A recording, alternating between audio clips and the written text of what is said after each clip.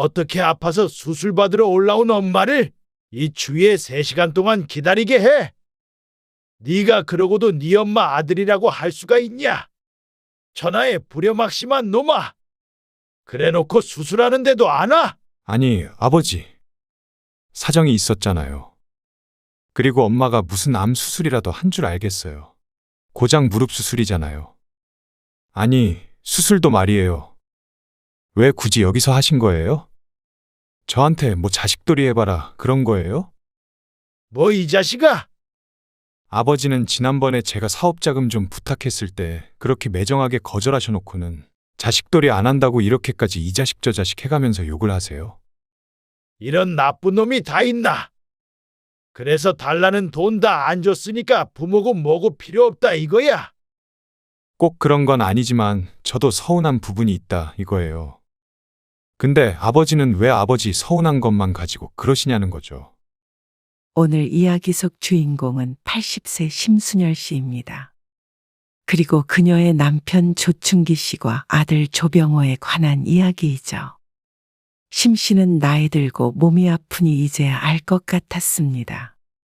늙고 병든 부모는 자식에겐 짐일 뿐이라는 사실을 말이죠. 젊고 건강하고 도움이 돼야 자식도 부모를 찾고 대접해 주는 것이 맞았습니다. 슬프지만 그것이 심 씨가 겪은 현실이었죠. 어느 날 10여 년 전에 결혼한 아들 며느리가 손자까지 데리고 갑작스레 심 씨네 집을 방문했습니다. 사는 곳이 서로 워낙 멀다 보니 명절이나 돼야 얼굴을 한 번씩 볼 수 있었는데 기대하지 못했던 방문이었습니다. 연락도 없이 갑자기 어쩐 일이야? 심 씨가 놀라서 물었습니다. 그러자 아들이 별거 아니라는 듯 대답했습니다. 겸사겸사요. 차 타고 3시간 이상 와야 하는 곳이기 때문에 겸사겸사 올 만한 곳은 아니었습니다. 그러니까 1년에 많아야 한 2번 보며 살았던 것이죠. 잘 지내셨어요? 그래, 너도 잘 지냈니? 우리 영준이는 그새 큰 것 같아. 심 씨도 남편도 아들네 가족을 반갑게 맞았습니다. 안녕하세요. 밥 먹었어? 아니요. 아직이요. 마침 점심을 먹으려던 차에 아들이 왔는데 예고도 없이 오는 바람에 집에 차릴 것이 별로 없었습니다. 있는 반찬 없는 반찬 다 꺼내서 밥을 차렸습니다. 그래도 이렇게라도 볼 수 있어서 기분이 들떴습니다. 이걸 어쩌나 해줄 게 별로 없네. 고기 좀 볶아. 영준이 먹게. 심 씨는 급하게 식사 준비를 했습니다. 그리고 그 사이에 다 같이 거실에 둘러앉아 이야기를 했습니다. 근데 정말로 무슨 일로 온 거야? 심 씨는 밥상을 차리며 그 이야기를 들었습니다. 부탁 좀 드리고 싶은 게 있어서요. 부탁이라니? 아, 밥 먹고 얘기해요. 무슨 급한 일이 있다고. 아들 며느리는 심 씨가 정성 들여 차린 밥을 먹는 둥 마는 둥 했습니다. 식사가 끝나고 아들이 본격적인 용건을 꺼냈죠. 아버지 가지고 계신 땅 있잖아요. 그것들 좀 처분해 주실 수 있어요? 뜬금없는 아들의 말에 심 씨도 놀랐습니다. 땅이라니? 창고 올린 땅. 그거요. 갑자기 무슨 소리야? 더 나이 들 때까지 직장 다니는 건 의미가 없는 것 같아서요. 사업 하나 시작해 볼까 해요. 사업? 네. 이렇게 벌어서는 돈 모으기도 힘들고요. 요즘 정년이 너무 빠르니까. 그렇다고 그 땅을 팔아달래? 너는 모아둔 돈 없어? 있기야 있어도 그렇게 큰 돈은 없죠. 애 학원비만 해도 한 달에 150만 원은 드는데요. 아들의 말을 듣고 심 씨도 작게 한숨을 쉬었습니다. 결국 돈 이야기 때문에 먼 길을 온 듯 했습니다. 말이 되냐? 그걸 팔면 우린 뭐 먹고 살아? 창고를 지어 임대를 줬는데 그 돈이 심 씨와 남편의 주 생활비였습니다. 그걸 팔아서 달라는 아들의 무리한 요구에 남편은 고개를 저었습니다. 사업 잘 되면 2배로 갚을게요. 아, 됐대도. 남편이 이렇게 강경하게 거절하는 데는 이유가 있었습니다. 아들의 사업이 잘 될 것이라고 큰 기대를 하지 않고 있었기 때문입니다.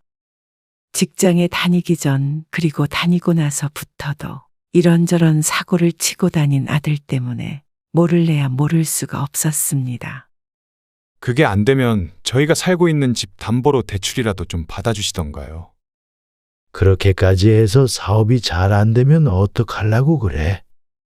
왜 안 될 거만 생각하세요? 잘 되면 큰 돈 버는데요. 지금 아들이 살고 있는 집도 남편의 명의로 심씨 부부가 사준 집이었습니다. 아들 명의로 돌리지 않는 이유도 일이 잘 안 풀려도 최소한의 생활을 유지했으면 하는 마음이었습니다. 이참에 집도 제 명의로 바꿔주세요. 나중에 나 죽으면 그때 가져가도 늦지 않다. 내가 눈 뜨고 살아있는 동안에는 빚지고 깡통 차고 그런 꼴 못 보니까. 며느리도 상심을 했고 아들도 괴로워했습니다. 남편도 한참을 한숨을 쉬더니 말했습니다. 그 땅은 절대 안 되고 대신에 얼마 정도는 보태주마.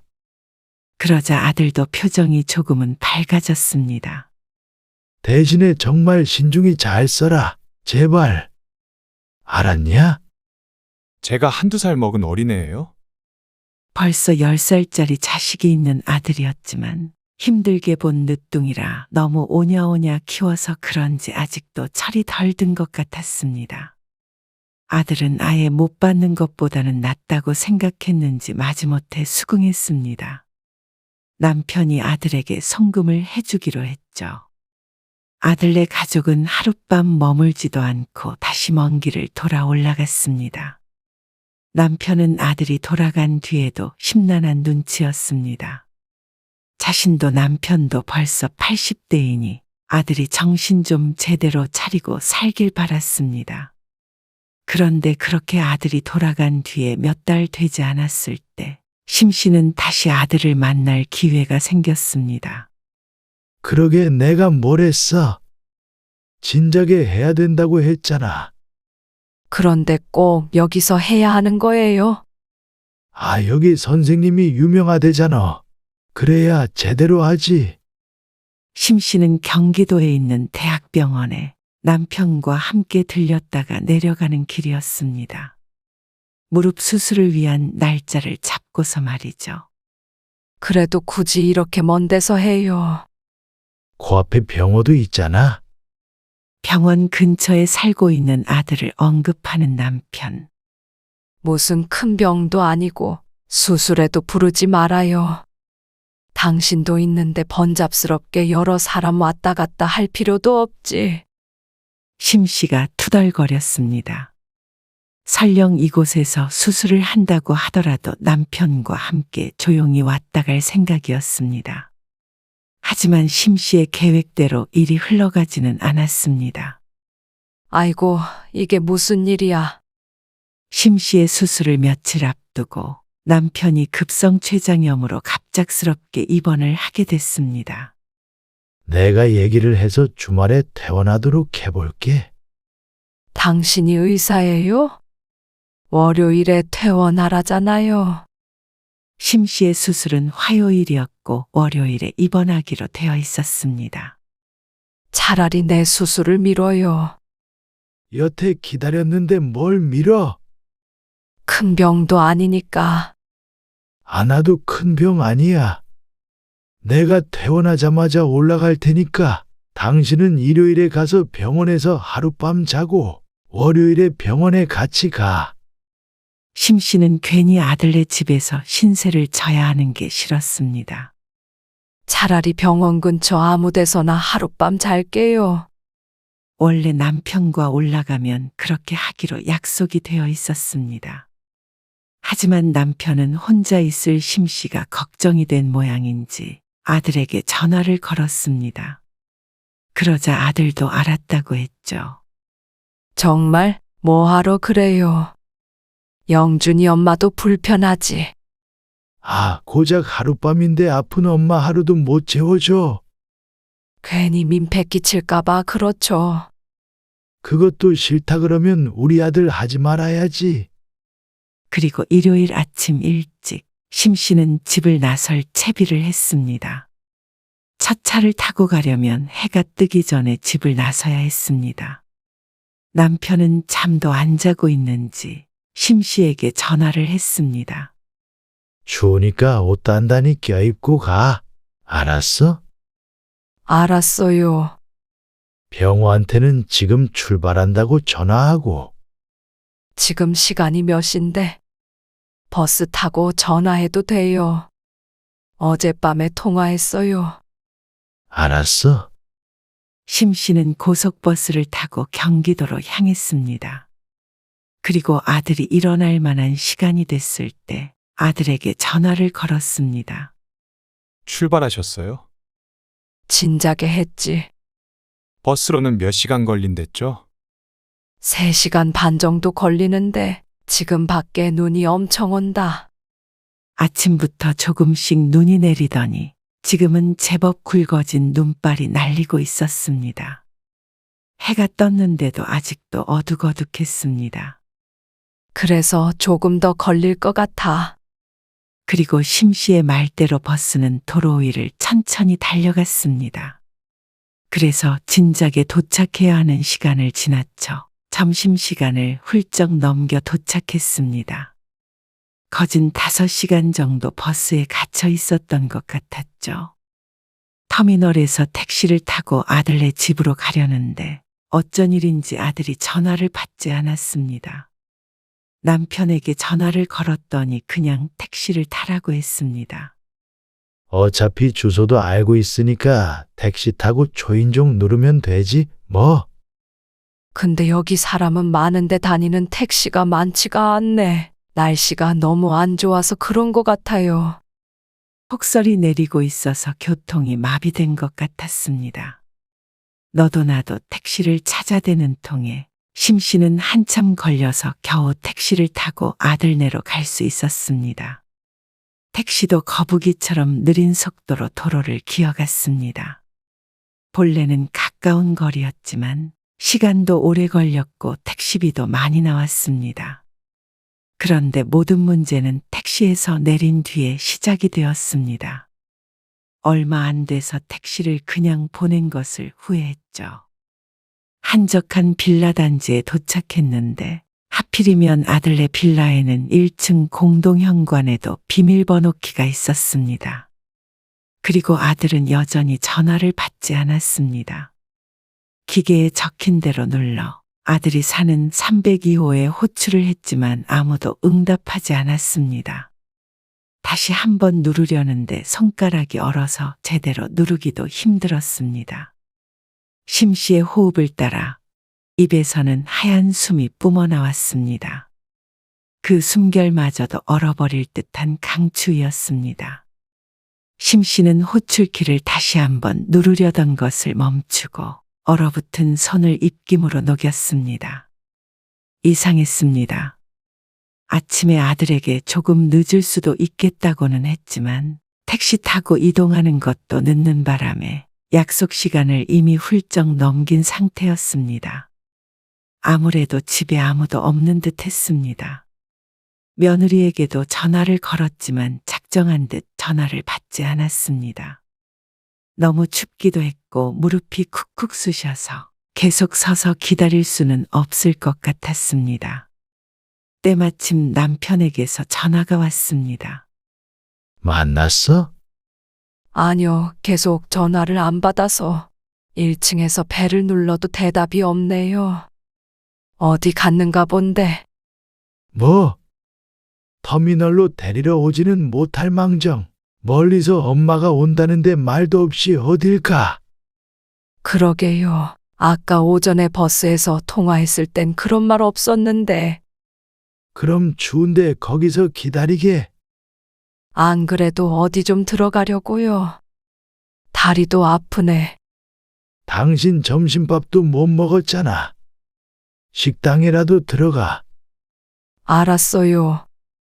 걱정 말고 당신도 좀 쉬어요. 심 씨는 주변을 두리번거렸습니다. 죄다 주택단지라 가까이에는 가게가 보이지 않았고 편의점만 하나 보였습니다. 그래서 아까 택시 타고 오면서 보았던 국밥집으로 천천히 걸어갔습니다.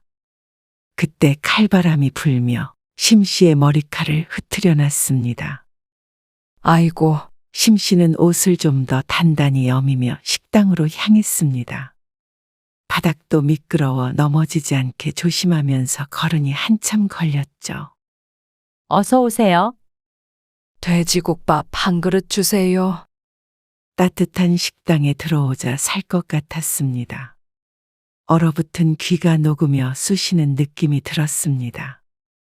심 씨는 밥을 먹으며 다시 한번 아들에게 전화를 걸어보았습니다.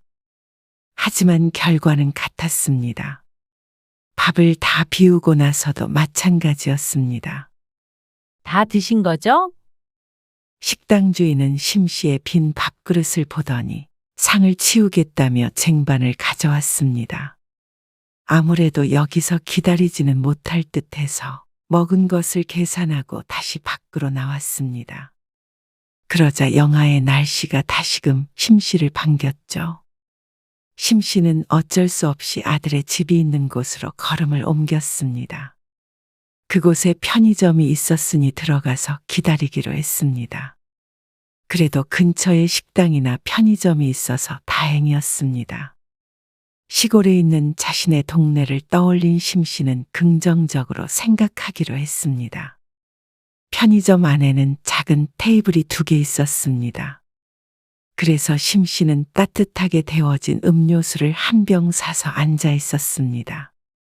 창밖을 보니 아직도 눈이 매섭게 내리고 있었습니다. 다시 한번 저곳에 서 있으라 그러면 자신이 없었죠. 그리고 남편에게서 다시 전화가 왔습니다. 나 편의점에 들어와 있어요. 나도 병호한테 계속 전화를 걸고 있는데, 이놈이 도대체 왜 전화를 안 받는 거야? 그러게요. 나도 답답하네. 춥지 않아?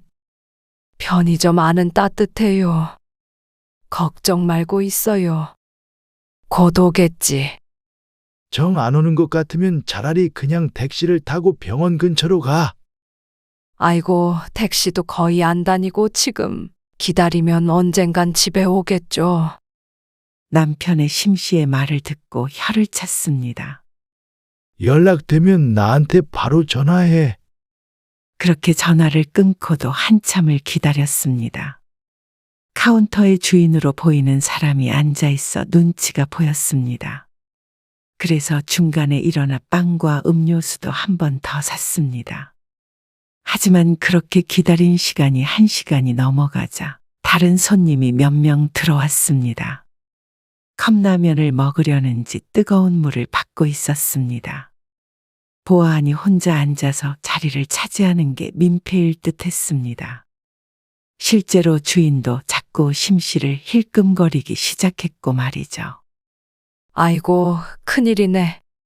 심 씨가 또 주섬주섬 짐을 챙겨 일어났습니다. 이대로 나가면 다시 들어갈 데가 없으니 빨리 아들이 와야 할 텐데. 걱정스러운 마음을 안고 편의점 밖을 나섰습니다.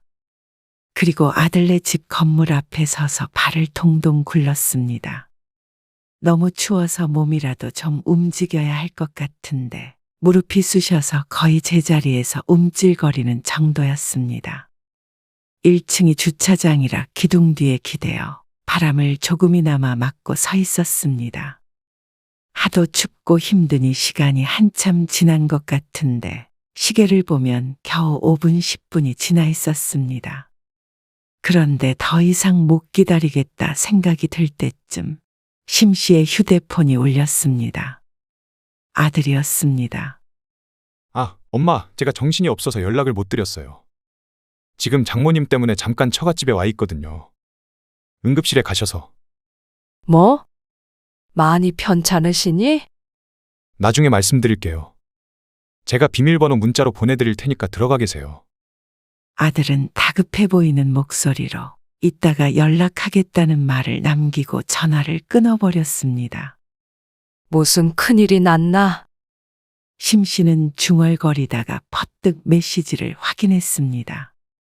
이럴 시간에 들어가는 게 좋을 것 같았습니다. 천천히 문자 메시지에 적힌 숫자를 공동 연관에 찍었습니다. 그러자 부웅 하는 소리와 함께 문이 열렸죠. 그 소리가 그렇게 반가울 수가 없었습니다. 실내도 아닌데 벽으로 막혀 있는 것만으로도 온도가 10도는 올라간 것 같았습니다. 심 씨는 302호를 찾아 천천히 올라갔습니다. 그리고 그 문 앞에 섰을 때 따뜻한 실내를 떠올리며 기대에 차서 비밀번호를 눌렀습니다. 삐삐삐삐삐. 요란한 소리가 들리는데 문은 열리지 않았습니다. 어라, 이상하다. 심 씨는 다시 한번 비밀번호를 또박또박 눌렀습니다. 문자 메시지도 여러 번 확인했죠. 삐삐삐삐삐. 그래도 문은 열리지 않았습니다. 아무래도 아들이 비밀번호를 잘못 알려준 듯 했습니다. 그래서 다시 아들에게 전화를 걸어보았지만 역시나 전화는 받지 않았습니다. 사돈한테 큰일이라도 있나? 얼마나 정신이 없었으면 몇 시간 동안 연락도 제대로 안 되는지 모를 일이었습니다. 심 씨는 문자 메시지에 적힌 비밀번호에서 끝자리 한 자리만 바꿔서 입력을 해보았습니다. 삐삐삐삐삐. 어휴, 뭐가 틀렸는지 알아야 눌러보지. 심 씨가 여러 번 눌러보자 문은 더 요란한 소리를 내며 자물쇠 모양을 띄웠죠. 그때부턴 문 앞에서 무작정 기다리는 수밖에 없었습니다. 그래도 완전히 바깥에서 기다렸던 것보다는 훨씬 나았습니다. 심 씨는 4층으로 올라가는 계단에 쪼그려 앉았습니다. 굳어있던 다리가 휴식을 취하자 비명을 지르는 듯 했습니다. 여보, 병호가 비밀번호를 잘못 알려줬나 봐요. 문이 안 열리네. 뭐 아직도 밖에 있어 그럼? 아니, 여기 1층 문은 열고 들어왔죠. 병원의 집 앞에 있어요. 가만히 있어봐. 내가 전화해 볼 테니까. 내가 해봤는데 안 받던데요. 기다리면 또 연락이 오겠지.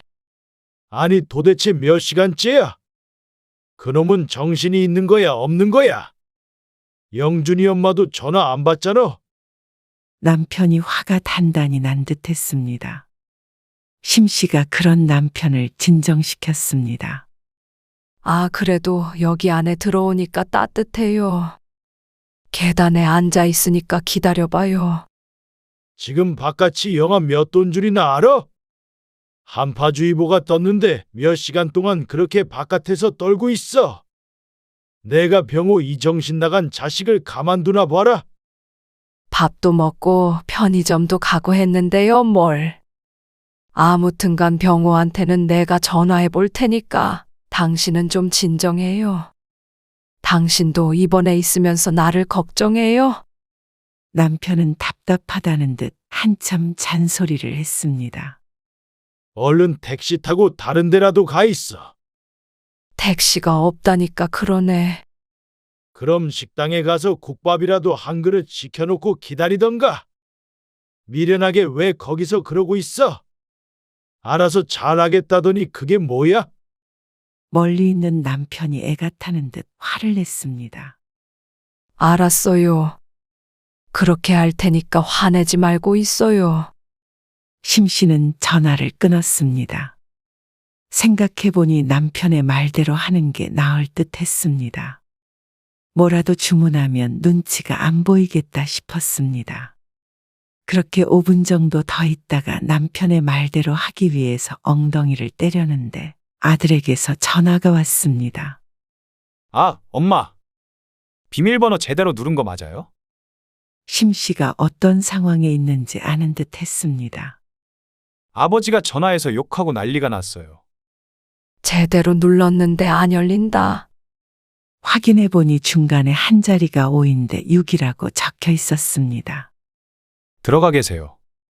좀 늦을 수도 있어요. 아들은 아버지에게 욕을 들은 게 화가 났는지 차갑게 말을 내뱉고는 전화를 끊었습니다. 그렇게 심 씨는 아들네 도착한 지 3시간 만에 집으로 들어올 수가 있었습니다. 남편에게 전화를 했더니 아직도 분이 안 풀리는지 한참을 화를 내다가 끊었습니다. 그래도 안에 들어오니 몸이 녹는 듯 했습니다. 계단에도 오래 앉아 있어서 찬기가 올라왔는지 몸이 덜덜 떨렸습니다. 전화해봤자 연락도 안 될 것을 알기에 심씨는 거실에 보일러를 켰습니다. 그렇게 또 한참을 기다리자 저녁 늦게 아들이 돌아왔습니다. 며느리와 손자는 보이지 않았습니다. 영준이는? 처갓집에 있어요. 자고 내일 온대요. 근데 무슨 일이야 도대체? 장모님이 빙판에 미끄러지셨다고 전화를 하셔서요. 장인어른도 안 계셔서 저희가 병원에 좀 모시고 가느라요. 하루 종일 정신이 하나도 없어서 연락도 제대로 못 드렸어요. 그렇다고 아들도 며느리도 그렇게까지 연락이 안 되나 싶었지만 이미 들어온 것을 이러쿵 저러쿵 따지기도 그랬습니다. 수술하셔야 되는 거야? 그건 아니고요. 응급실 갔다가 집에 모셔다 드렸어요. 지금은 쉬고 계세요. 심각한 건 아니라니까 다행이네. 아들은 지친 낯을 했습니다. 사돈네도 차 타고 1시간 걸리는 곳에 있기 때문에 여기저기 운전하고 다녔으면 정신이 없을 만도 했습니다. 그런데 그때 아들의 휴대폰이 울렸습니다. 심 씨의 남편 전화였습니다. 네, 아버지. 너 임마! 이 정신 나간 자식아! 네가 그러고도 사람이야. 네 엄마 내일 당장 수술 받을 사람인데 그 추운데 그렇게 기다리게 해? 데리러는 못 가도 한 명은 집에 남아 있어야 할 거 아니야. 정신없어서 그랬다고 말씀드렸잖아요. 그렇다고 전화 한 통 할 시간도 없는 게 말이 되냐? 네 장모 아프다고 우르르 몰려가서는 네 엄마는 나 몰라라 하는 걸 지금 나더러 이해하라는 거야. 불같이 화를 내는 남편에게 아들은 아무 말 못했습니다. 그저 인상을 쓰며 퍼붓는 말을 듣고만 있었습니다. 너 또 한 번만 이런 일 있으면 내가 진짜 가만 안 있을 줄 알아? 그러고는 전화가 끊겼습니다. 어찌나 목청이 크던지 묻지 않아도 대화는 고스란히 들렸습니다.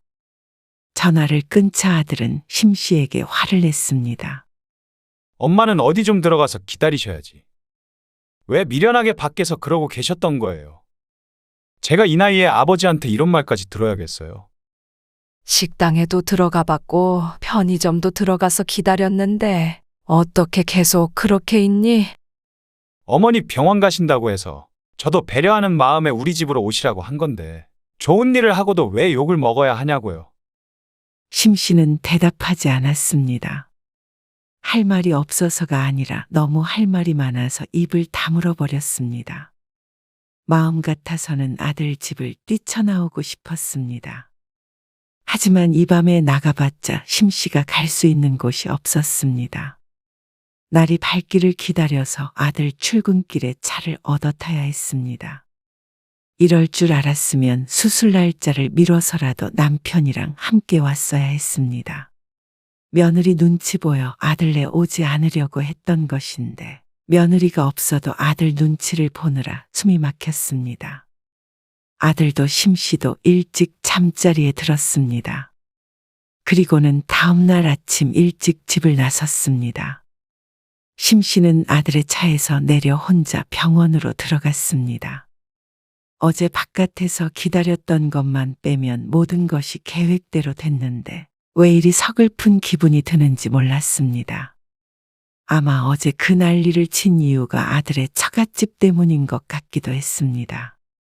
별 문제 없는 사돈네는 득달같이 달려가서 응급실에도 데리고 가고 집에도 데려다주고 하는데 수술을 앞둔 자신은 병원에 내려다주고 쌩하니 가버리는 아들에게 서운했습니다. 물론 월요일이라 출근해야 하는 건 알지만 그래도 사람 마음이라는 게 어쩔 수가 없었습니다. 심 씨가 입원하고 얼마 안 있어 남편이 왔습니다.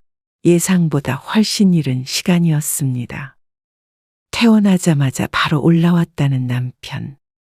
배는 괜찮아요? 아, 지금 내 걱정할 때야? 내가 무슨 중병 걸렸어요?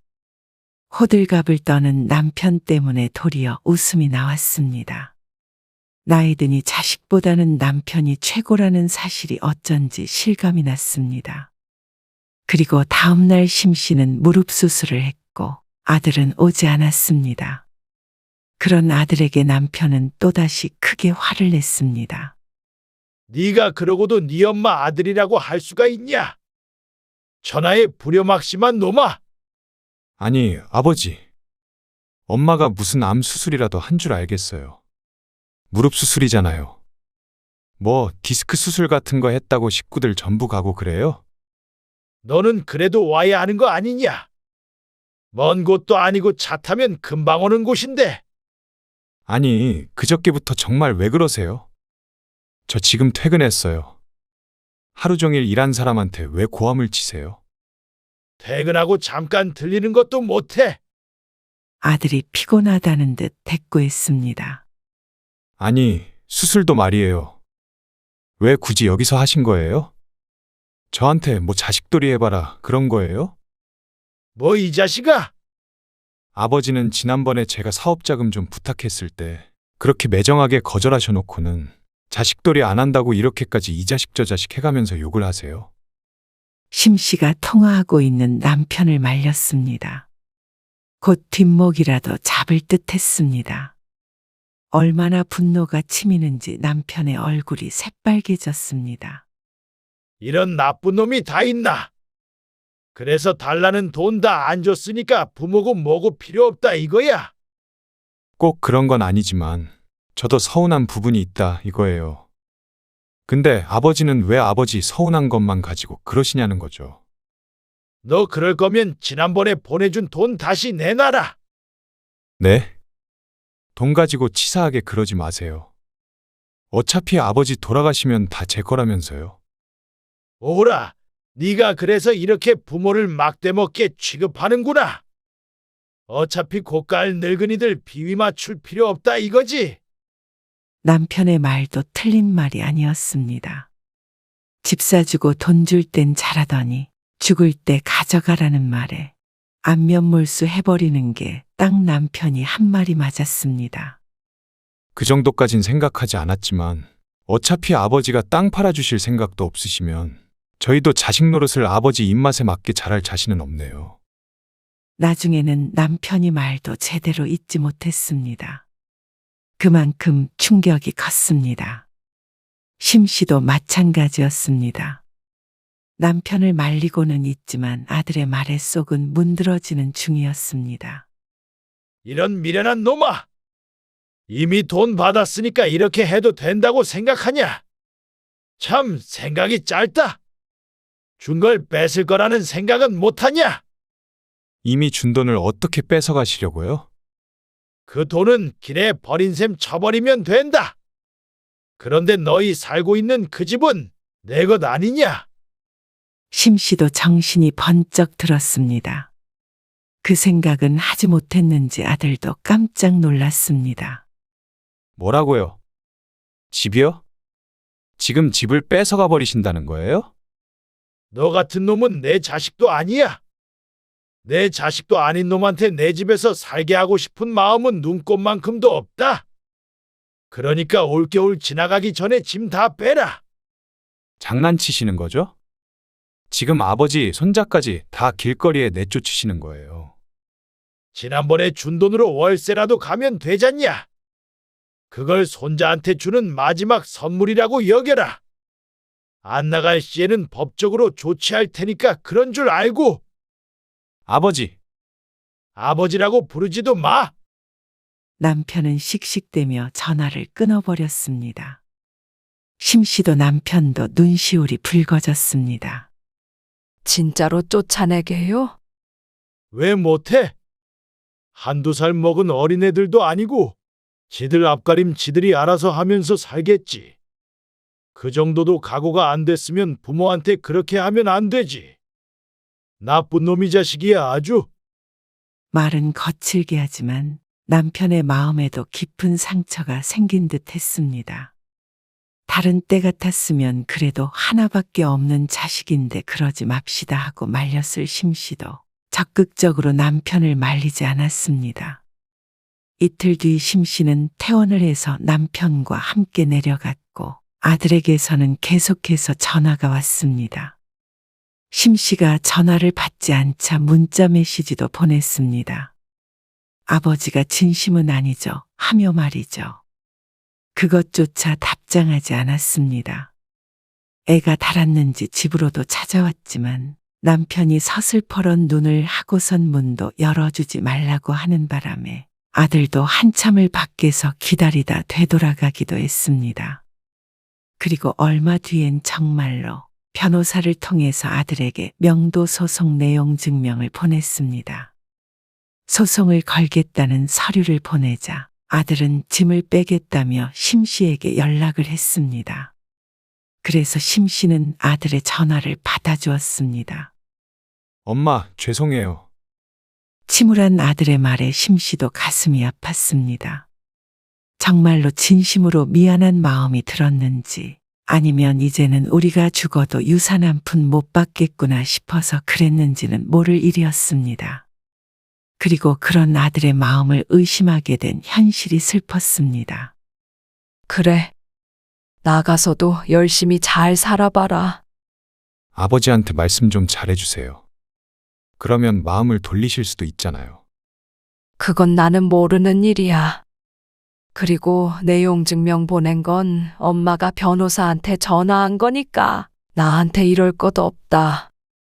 아들은 충격을 받은 듯 했습니다. 하지만 자신이 받았던 충격에 비하면 그보다는 무겁진 않겠거니 생각했습니다. 그만 끊을게. 아들의 흐느낌을 뒤로하고 전화를 끊었습니다. 남편도 죽을 때까지 아들을 안 볼 생각은 아니겠지만 1년이 됐든 2년이 됐든 서로 보지 않고 살 생각이었습니다. 그래서 정신 좀 차리고 살 수 있다면 참 좋겠다고 생각했습니다. 부모를 우습게 여긴 자식에게 응징은 해주었지만 통쾌하진 않았습니다. 그래도 앞으로 자식에게 서름받을 일은 없을 테니 그것만은 정말 다행이었죠.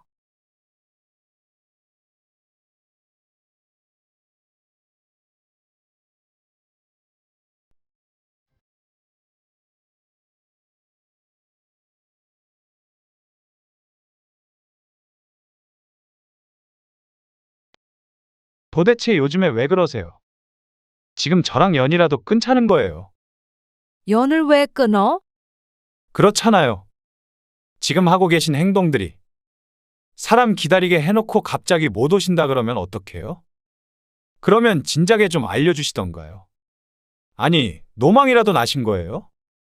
그럼 너희는 지금까지 나랑 연 끊고 싶어서 그랬던 거야? 난 너희가 하는 만큼 똑같이 하는 건데 도대체 뭐가 문제라고 이렇게까지 화를 내니? 똑같이요.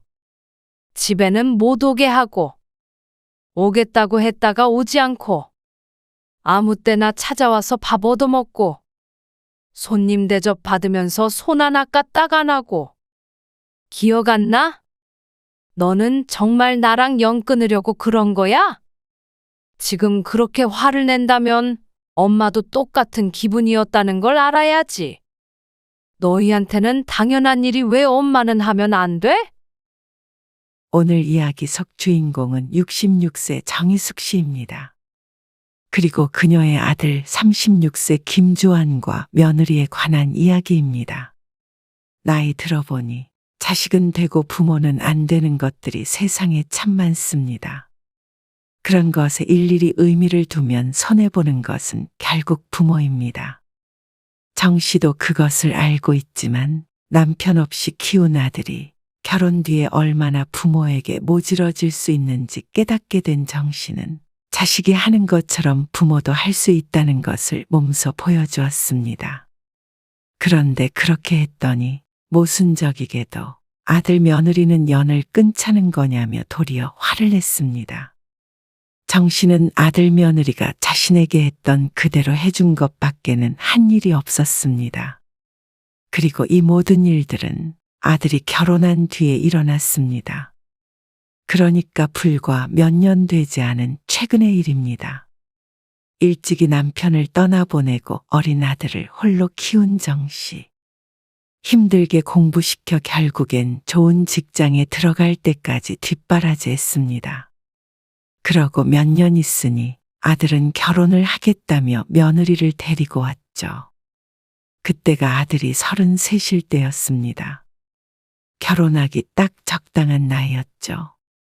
데리고 온 며느리는 당시 30살이었고 이름은 박민주입니다. 예쁘장하고 똑부러진 며느리는 아들이 좋아할 만했습니다. 그런데 아들은 결혼식을 올리기도 전에 정 씨에게 선언했습니다. 아버지 제사는 주말일 때만 참석하고요. 명절엔 저희끼리 여행 가겠습니다. 결혼 전이야 함께 제사 지내고 차례 지내는 것이 당연했기 때문에 이런 이야기를 나눠본 적이 없었습니다. 정 씨가 당황스러워할 만도 했죠. 명절은 그렇다 치더라도 아버지 제사엔 와야지. 남편의 제사가 우연히 겹쳐 주말에 있을 확률이 얼마나 될까 생각해 보았습니다. 아무리 생각해도 아들이 올 수 있는 날보다 못 올 날들이 더 많을 것 같았습니다. 평일에는 퇴근하고 와야 되는데 무리하게 와서 제사 지내고 다음날 또 출근하고 그런 거 너무 힘들 것 같아요. 다른 사람 제사도 아니고 아버지 제사잖아. 그래도 저도 제 생활이 있는 거잖아요. 그리고 그런 거 다 며느리들 못 살게 구는 문화예요. 누가 며느리도 데리고 오라던? 너라도 와야지. 그러니까 주말이면 저 혼자 올게요. 어쨌거나 민주랑 다 상의한 뒤에 말씀드리는 거니까 엄마가 저희 의견에 좀 따라주세요. 너무나도 단호하고 차가운 아들의 말. 정 씨는 크게 상심했습니다. 명절 문화가 며느리를 힘들게 한다는 건 정 씨도 모를 리 없는 사실입니다. 하지만 정 씨는 여태 아들과 둘이 아주 조촐하게 차례를 지냈습니다. 일할 사람도 없기에 남들처럼 거한 차례상을 차리기도 힘드니 말이죠. 앞으로도 그것마저 없다면 따로 떨어져 사는 가족끼리 언제 모이나 싶었죠. 그렇지만 명절에 오지 않는 것까지는 젊은 사람들의 풍습이구나 하고 웃어넘길 수 있습니다. 하지만 남편의 제사는 다른 문제라고 생각을 했습니다. 그래서 그 뒤로도 정 씨가 몇 번 말을 꺼내보았지만 소용이 없었습니다. 아이고, 요즘 애들 다 그래. 언니도 알잖아. 우리 아들도 설에는 우리 집 왔으니까 이번 추석에는 처갓집 가겠다 그래. 우리 땐 상상도 못할 일인데 말이야. 그렇긴 하지. 언니나 나나 그래도 그게 어디야. 나는 공평하게 양쪽 다 왔다 갔다 하고 언니는 둘 다 안 간다는데 말이야. 저기 밑에 영성마트 언니 있지? 거기는 아들이 처갓집만 간대더라. 아주 독한 며느리가 들어왔는지 거의 연 끄는 거나 마찬가지래. 그게 정말이야? 그래. 그러니까 좋게 생각해. 명절은 상관없어 나도.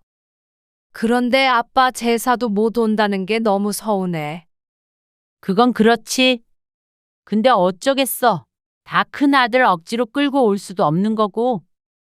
다 자기가 하고 싶어야 하는 거지.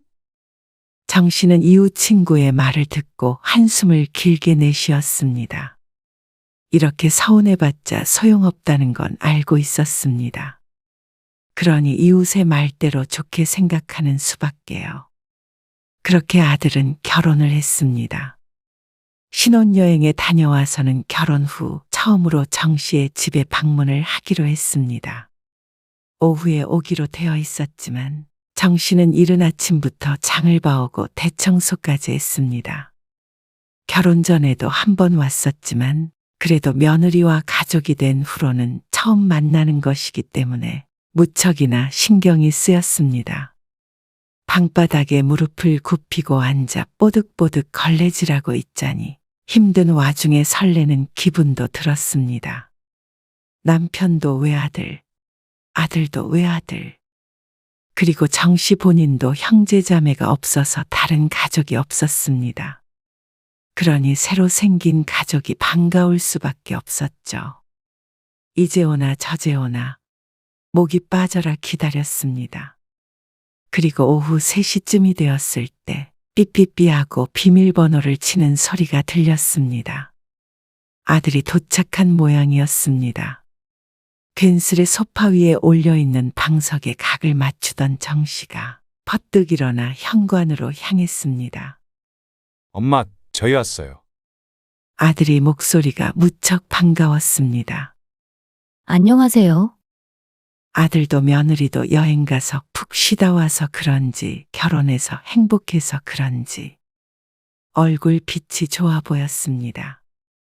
그 둘을 보는 정씨도 마음이 풍요로워지는 듯한 기분이 들었습니다.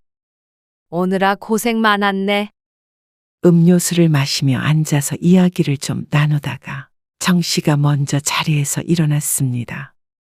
아직 저녁 때가 되지 않았지만 시간 맞춰서 먹으려면 지금부터 준비를 해야 했습니다. 아들과 며느리는 소파에 앉아서 TV를 보았습니다. 아들 며느리 먹인다고 정씨는 진수성찬을 준비했습니다. 한꺼번에 여러 요리를 준비하려니 손이 많이 갔습니다. 주하나, 이거 여기 마늘이랑 양파 좀 까줘.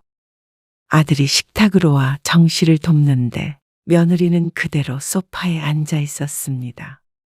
시킬 마음은 없었지만 손님처럼 앉아 있는 모습에 또 요즘 사람은 다르구나 생각을 하게 됐죠. 그렇게 한참을 준비해서 요리를 완성하고 식탁으로 분주히 움직이는데 아들 며느리는 소파에서 기다리고 있었습니다. 숟가락 좀 놔줄래? 라고 요청하면 아들이 일어나 숟가락을 놓고 다시 소파로 돌아갔죠. 그렇게 모든 상을 차리는데 며느리는 끝까지 소파에 곱게 앉아 TV를 시청했습니다. 원래는 이런 상을 차릴 때면 아들도 옆에서 잘 도와주었는데 혼자 앉아있는 며느리가 신경 쓰였는지 늘 소파로 쫄래쫄래 돌아갔습니다. 밥 먹어라. 과장을 조금 보태어 식탁이 주저앉을 듯 상을 차렸습니다. 아들 며느리 모두 무척 맛있게 잘 먹었습니다. 그리고 다 먹고 치우는 것도 모두 정씨의 몫이었습니다. 아들도 며느리도 손 하나 까딱 안 하고 또다시 소파로 돌아갔습니다. 주하나, 좀 도와줄래? 차마 며느리에게는 말 못하고 아들을 부르자 아들이 정씨에게 말했습니다. 아니, 왜 자꾸 손님한테 일을 시켜요? 반농담처럼 이야기하는데 정말 자신을 손님이라고 생각하는 듯 했습니다. 정씨가 생각하기에 아들도 며느리도 손님이 아니니 손을 좀 보태줬으면 하는 마음이 들었습니다. 하지만 그 말을 듣고도 며느리는 소파에서 엉덩이를 떼지 않으니 며느리의 생각도 말 안 해도 알 수 있었습니다. 도울까요? 하고 물어보는 게 예의라고 생각했던 정씨는 또다시 다들 그런 건 아닌가 보다 했죠. 그렇게 정씨는 홀로 설거지한 뒤에 과일까지 내오고 지친 몸을 의자에 앉혔습니다. 아들 며느리가 오면 몸이 고생하긴 하는구나 생각했습니다. 그래도 아무리 힘들어도 자식이 온다는데 마다할 부모는 없었습니다. 하지만 그날 이후로 아들은 한참 동안 얼굴을 보여주지 않았습니다. 명절에도 오지 않으니 멀리 살지 않아도 특별히 볼 일은 많지 않았죠. 언제 한번 안 오니? 가끔 아들에게 은근히 물어도 돌아오는 대답은 한결같았습니다. 바빠서요. 나중에 시간 내서 한번 갈게요. 말로는 그랬지만 오지는 않았습니다. 어버이날이나 정씨의 생일도 아들이 결혼한 뒤로는 홀로 보내게 되었습니다. 아들을 장가 보내면 자주 못 볼 것은 짐작했지만 이렇게까지 남처럼 지낼 줄은 몰랐습니다. 하지만 부모가 아무리 불러도 자식은 오지 않지만 자식이 부모를 불러 제끼는 건 마음대로였습니다. 엄마, 예전에 자주 입던 양복 있죠? 그 쥐색 같은 거? 네, 그거랑 검정색. 두 벌을 엄마 집에 두고 온 것 같거든요. 그것 좀 가져다 주실래요? 결혼 직전 신혼집으로 들어가기 전에 살던 자취방을 정리하며 잠시 정신의 집에 짐을 보관했던 아들. 놓고 간 것이 있는지 어느 날 전화를 했습니다. 좀 급한데 오늘 좀 가져다 주세요. 퇴근해서 가지고 가면 안 돼? 반대 방향이잖아요.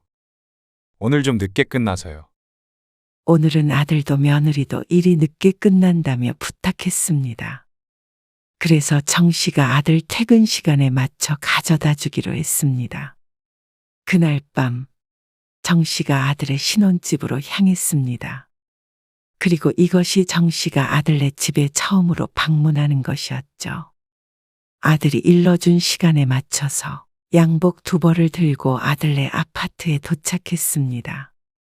1층 출입도 비밀번호를 쳐야 하기 때문에 그 앞에서 아들에게 전화를 걸었습니다.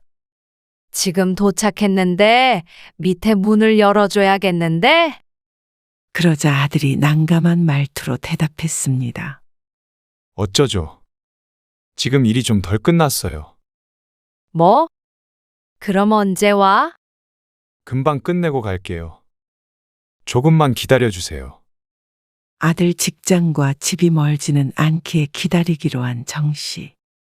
다행히 같은 아파트 주민이 문을 여는 것을 따라서 들어갔습니다. 그리고 아들네 집 앞에서 서서 기다렸습니다. 그런데 금방 온 데서 기다렸더니 시간이 한참 지난 것 같았습니다.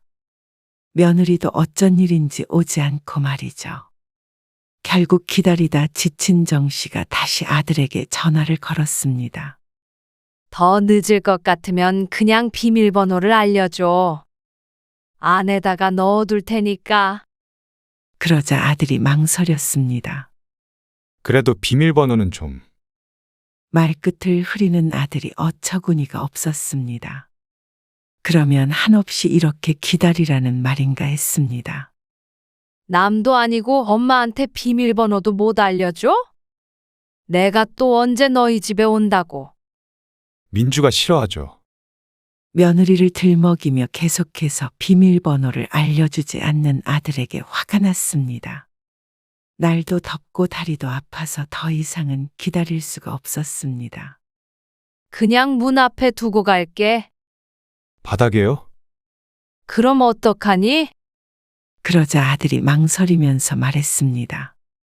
그냥 집 안에다가 넣어두고 가세요. 알았어. 비밀번호 뭐야? 지금 문 앞에 있어. 그러자 아들이 자신의 생일이라고 말해주었습니다. 정 씨는 비밀번호를 누르고 들어가서 집안은 살펴보지도 않고 소파 위에 양복을 올려두었습니다. 그리고는 그대로 뒤를 돌아 나와 버렸습니다. 놓고 간다. 이렇게 아들에게 문자 메시지도 보내고 집으로 돌아왔는데 기분이 상하는 건 어쩔 수 없었습니다. 비밀번호가 뭐라고 빈정이 상하나 싶을 수 있지만 아들은 아무 때나 비밀번호를 치고 들어오는데 짐을 들고 기다리는 자신에게는 알려줄 수 없다는 게 속상했습니다. 그래서 그 다음부터는 의도적으로라도 아들네에는 가지 않았습니다. 안 가면 비밀번호고 뭐고 서운할 일도 없었습니다. 그런데 아들도 잘 오지 않고 자신도 가지 않으니 이렇게 조금씩 멀어지는가 싶었고 부모 자식이 참 먼 사이구나 했습니다. 아무래도 아들도 며느리가 아직 자식이 없어서 부모 마음을 몰라주나 싶었습니다. 그러다가 1년쯤 뒤에 며느리가 남자아이를 낳았습니다. 아이는 천천히 갖겠다는 소리에 전혀 기대를 하지 않고 있던 정 씨는 무척 기뻐했습니다. 그렇지만 그런 기대가 무색하게 손자가 태어난 뒤로도 아들네와는 그다지 교류가 없었습니다. 아니, 오히려 손자가 생기니 더 그랬죠. 애기 데리고 한 번 못 오지? 그렇죠. 애 데리고 어디 가려면 너무 번거로워요. 챙길 짐도 많고요. 내가 가는 건? 나중에요. 연락드릴게요. 그러니. 알았다.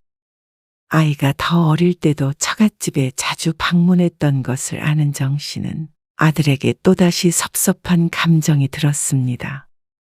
아들 며느리가 오면 손 하나 까딱 안 하게 하는 것은 정 씨도 마찬가지였는데 자신은 며느리의 친정엄마가 아니니 불편하다는 이유로 거의 오지 않았습니다. 시어머니가 설 자리는 없는 듯 했습니다. 그건 아이가 생기기 전이나 후나 다를 게 없었죠. 그러다가 아들에게 크게 실망을 한 때가 바로 얼마 뒤에 생겼습니다. 아들이 결혼한 해와 그 다음에는 남편의 제사가 평일이라 정씨 혼자 치러야 했습니다. 그런데 이번에는 주말이라 아들이 올 수 있는 날이었죠. 주말에 아버지 제사인 건 알지? 아, 일요일이죠. 아들이 미적지근한 반응을 보였습니다. 주말엔 온다고 했잖아. 정 씨가 말하자 아들이 대답했습니다. 다음 날 출근해야 되니까요. 알겠어요. 갈게요. 아무리 아들에게 서운해도 남편의 제사였습니다. 남편도 아들을 보고 싶어 하지 않을까 싶었고, 그리고 아들도 남편을 잊지 않았으면 하는 마음이 있었습니다. 그렇기에 아들의 꺼림직한 반응에도 정 씨는 모른 척 했습니다. 진짜로 오기 싫어서 그러는 것인지, 자신이 색안경을 끼고 보는 것인지는 모르겠지만, 아니길 바랄 뿐이었습니다. 일요일 밤이 되었을 때, 정 씨는 제사상을 차리고 아들을 기다렸습니다. 제사상이라고 해도 남으면 먹을 사람이 없기 때문에 무척 소량을 준비했죠. 금방 오니? 8시쯤 아들에게 전화를 걸었습니다. 아, 네. 갈게요. 차 타고 30분밖에 걸리지 않는 곳이기 때문에 아들이 9시 전에는 도착할 것이라고 생각했는데 아들은 9시 20분이 되어도 오질 않았습니다. 어디쯤 왔어? 아까 출발한다 그러지 않았어? 그러자 아들이 잔뜩 미안한 기색이 되어 말했습니다. 엄마, 정말 죄송한데 올해는 저 없이 하셔야겠어요. 제가 사실 지금 어디 좀 나와 있는데 급한 일이라 오늘 못 갈 것 같네요. 가슴이 쿵쿵하고 내려앉는 듯한 기분이었습니다. 해도 해도 너무한다 싶었습니다. 주변이 시끄러운 것이 일하느라 못 온다는 것은 아닌 듯 했습니다. 너 결혼하고 한 번도 아빠 제사에 안 왔어. 너무한 거 아니니?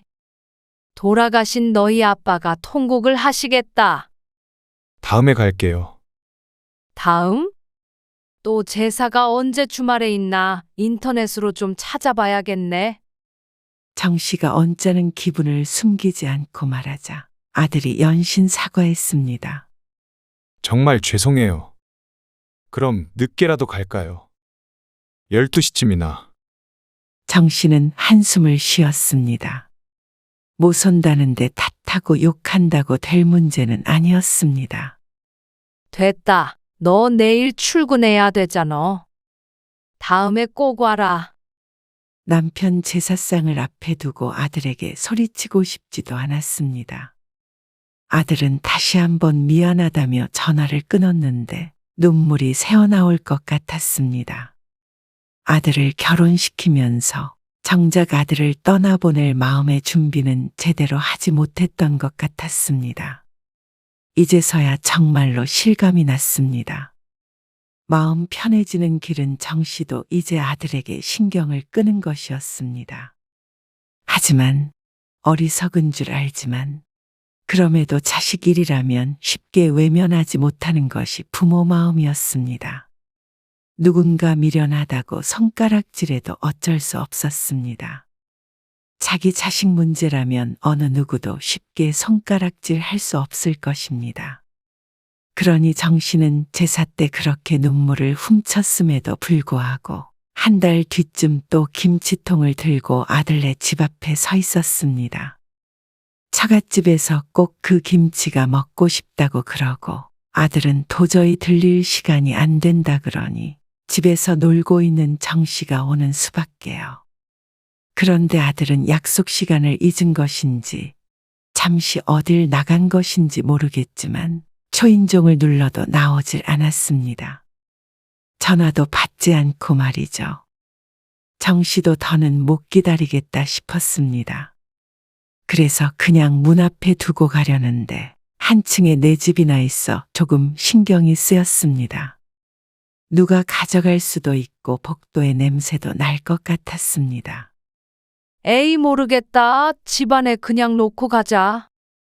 정씨는 아들 집 비밀번호를 눌렀습니다. 그러자 경고음이 들렸고 문은 열리지 않았습니다. 다시 한번 쳐보려는데 아들에게서 마침 전화가 왔습니다. 아, 엄마. 벌써 오셨어요? 정확히 약속 시간에 도착했는데 벌써 왔냐는 아들의 말에 헛웃음이 나왔습니다. 초인종 눌러도 없길래 비밀번호 쳐봤는데도 문이 안 열리네. 그러자 아들이 말했습니다. 왜 묻지도 않고 집에 들어가려고 하세요? 물론 그게 잘한 행동은 아니지만 전화도 안 받고 집에도 없는 아들의 잘못이 더 크다고 생각했습니다. 어떻게 그럼? 얼른 이거 놓고 갈게. 또 알려달라고요? 그러면 또 바꿔야 되잖아요. 내가 여기 다시 올 일이 뭐가 있다고 그래? 그래도 이렇게 비밀번호 치고 막 드나드는 거 좀 그래요. 그 정도 사생활은 지켜야죠, 서로. 어이가 없었습니다. 정씨가 용건도 없이 무작정 들어가려고 한 것도 아니었고 아들의 부탁만 아니면 올 일도 없었습니다. 그런 적도 없고 말이죠. 그러면 앞으로는 뭐 가져다 달라고 하지 말어. 필요한 게 있으면 이제 너희가 직접 가져가라. 부모가 뭔가 해주는 건 당연하게 생각하고 저들 조금 불편하면 난리를 치는 아들이 야속하기도 하고 이제는 꼴도 보기 싫어졌습니다. 부모 자식이란 원래 그런 사이가 아닌데 부모가 자식을 어떻게 키웠는지 저들이 알면 정씨를 이렇게 대할 수는 없었습니다. 정씨는 아들의 대답을 기다리지도 않고 다시 김치를 가지고 집으로 돌아왔습니다. 김치통이 큰 것은 아니지만 헛수고를 해서인지 녹초가 됐습니다. 정씨는 멍하니 있다가 벌떡 일어나서 현관문으로 향했습니다. 그러고는 비밀번호를 바꿔버렸죠.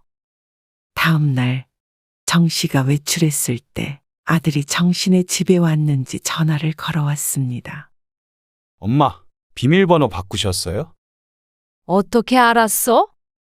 김치 가지러 왔는데 문이 안 열리네요. 이렇게 아들은 언제든지 말없이 드나들었습니다. 밤낮도 상관없고 필요할 때는 제 집처럼 문을 열고 들어왔죠. 그러니 정씨도 억울하지 않을 수 없었습니다. 비밀번호 뭐예요? 김치 직접 가져가라 그러셨잖아요. 내 생일 치면 문 열릴 거다. 그러고는 전화를 끊어버렸습니다. 아들은 다시 전화를 하지 않았습니다. 그리고 정씨가 한참 뒤 저녁에 집으로 돌아갔을 때 그대로 있는 김치통을 발견했습니다. 기분이 나빠서 가져가지 않았는지 아니면 엄마의 생일을 몰랐는지는 모르겠지만 어쨌거나 아들도 이번 참에 자신의 기분을 느꼈을 것입니다. 그런데 그날 밤늦게 아들에게서 전화가 걸려왔습니다. 그렇게 유치하고 치졸하게 똑같이 해야 기분이 풀리시겠어요? 뭐? 그러는 너는 엄마 속상한 건 생각해 본 적 없어. 아니, 그렇다고 어떻게 자식이랑 똑같이 해요? 부모가 돼서. 황당한 마음이 들었습니다. 비밀번호 하나 바꿨다고 이렇게 전화를 해서 퍼부어대는 걸 보니 정말로 자기가 했던 대로 똑같이 하면 쫓아와서 밥상이라도 엎을 기세였습니다. 그 순간 정씨는 진짜 똑같이 하는 게 뭔지 모르는 아들에게 알려줘야겠다고 다짐했습니다. 그래서 며칠 뒤 정 씨는 아들에게 전화를 걸었습니다. 오늘 애기 보러 좀 갈게. 네? 오늘이요? 아들이 당황해서 말했습니다. 그래. 내 손자 내가 본다는데 뭘 그렇게 놀라? 그러고는 무작정 아들네 집으로 찾아갔습니다. 정말 어쩐 일이세요? 한 번도 이런 일이 없기 때문에 아들이 놀라서 물었습니다. 어쩐 일이긴? 우리 손주도 보고 너희한테 저녁이나 한 끼 얻어먹고 가려고 그러지. 그리고는 소파에 눌러 앉았습니다. 며느리도 정 씨의 눈치를 보고 있었습니다. 뭐해? 어서 밥해라. 배고프네. 며느리가 주춤주춤 일어나더니 부엌으로 들어갔습니다. 아들도 그 뒤를 따라 들어갔죠. 둘이 무슨 대화를 나누건 신경 쓰지 않고 TV도 보고 손자도 보며 기다렸습니다. 그리고는 밥 다 차렸다는 말을 듣고 어슬렁어슬렁 부엌으로 갔죠. 앉아서 차려진 밥상을 받아먹고 다시 소파에 가서 앉았습니다. 치우는 것도 아들 며느리 몫이었고 정 씨는 그쪽으론 눈길도 안 돌렸습니다. 마침 TV에선 정 씨가 좋아하는 드라마를 방영하고 있었습니다. 그렇게 상을 다 치우고 거실로 나온 아들 며느리가 불편한 기색을 보였습니다. 딱 봐도 정 씨가 언제쯤 가려나 하고 눈치를 보고 있었습니다. 대놓고 쳐들어오니 오히려 아들도 아무 말도 못했죠. 진작에 이렇게 살 걸 하는 후회가 됐습니다. 그러고도 과일도 얻어먹고 차도 한 잔 얻어먹은 뒤에 밤늦게 아들 집을 나섰습니다. 그런 정 씨를 아들이 쫓아나왔습니다. 왜 이러시는 거예요? 가만히 앉아서 며느리가 차려준 밥 드시러 오셨어요? 손님으로 와서 밥 한 끼 얻어먹을 수도 있는 거 아니야? 엄마가 무슨 손님이에요? 왜 심술을 부리세요? 나한테 너희가 손님이면 나도 너희한테 손님이잖아. 그리고 밥 한 끼 얻어먹는 게 무슨 심술이야? 정 씨는 흥하는 소리를 내고는 집으로 돌아왔습니다. 그리고 또 얼마 안 있어 아들에게서 전화가 왔습니다. 그러더니 부탁이 있다며 말을 꺼냈습니다. 내일 애엄마가 어디 좀 예약해둔 데가 있어서 가야 하는데. 원래는 장모님이 애기 봐주시기로 하셨거든요. 근데 허리를 좀 다치셔서 엄마는 집에 계시니까 잠깐 와서 애기 좀 봐주실래요? 2시간 걸린대요. 역시나 자신이 필요하니 그렇게 헤어지고 나서도 또 다른 부탁을 해오는 아들. 제 배로 낳은 자식이지만 아주 이기적인 놈이었습니다. 그러면 주말에 갈게. 주말에요? 예약이 내일이에요. 주말로 옮기면 되잖냐? 그러자 아들이 한숨을 푹 쉬었습니다. 주말에 됐으면 제가 받죠. 안 되니까 부탁드리잖아요. 그래? 알았다.